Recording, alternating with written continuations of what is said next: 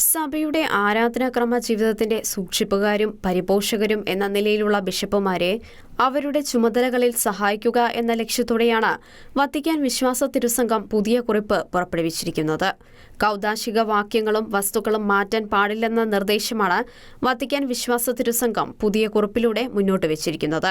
തിരുസംഘത്തിന്റെ അധ്യക്ഷൻ കർദിനാൾ Victor Manuel ഫെർണാണ്ടസും സെക്രട്ടറി മോൺസിഞ്ഞോർ അർമാൻഡോ മത്തയോയും ഒപ്പുവെച്ച കുറിപ്പിന് ഫ്രാൻസിസ് പാപ്പ ജനുവരി 31 അംഗീകാരം നൽകിയിരുന്നു.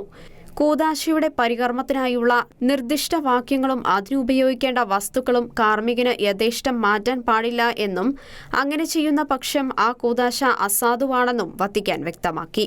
കാനൻ നിയമസംഹിതയിൽ സംഗ്രഹിച്ചിരിക്കുന്നത് പ്രകാരം അധികാരികൾ പുറപ്പെടുവിച്ച ആരാധനാക്രമ ഗ്രന്ഥങ്ങളിൽ ഒന്നും കൂട്ടിച്ചേർക്കുകയോ നീക്കം ചെയ്യുകയോ മാറ്റുകയോ ചെയ്യാതെ അത് വിശ്വസ്തയോടെ പിന്തുടരേണ്ടതാണ്.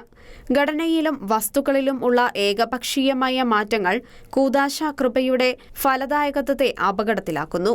പരിശുദ്ധാത്മാവിന്റെ വിശുദ്ധീകരണ ശക്തി കൂദാശകളുടെ അടയാളങ്ങളിലൂടെ വിശ്വാസികളിൽ പ്രവർത്തിക്കുന്നു. അവരെ കർത്താവായ ക്രിസ്തു എന്ന മൂലക്കല്ലിൽ സ്ഥാപിച്ചിരിക്കുന്ന ഒരു ആത്മീയ മന്ദിരത്തിന്റെ ജീവനുള്ള കല്ലുകളാക്കി മാറ്റുന്നു. അവരെ ക്രിസ്തുവിന്റെ പൗരോഹിത്യത്തിൽ പങ്കാളികളാക്കുന്നു. പങ്കുവച്ച കുറിപ്പ് കേവലം സാങ്കേതികതയുടെയോ കാർക്കശ്യത്തിന്റെയോ പ്രശ്നമല്ല എന്നും മറിച്ച് ദൈവപ്രവൃത്തിക്ക് നൽകേണ്ട മുൻഗണനയെ സുവ്യക്തമായി പ്രകടിപ്പിക്കുകയും ക്രിസ്തു ശരീരമായ സഭയുടെ ഐക്യം താഴ്മയോടെ സംരക്ഷിക്കുകയുമാണെന്നും വത്തിക്കാന്റെ കുറിപ്പിൽ പറയുന്നു.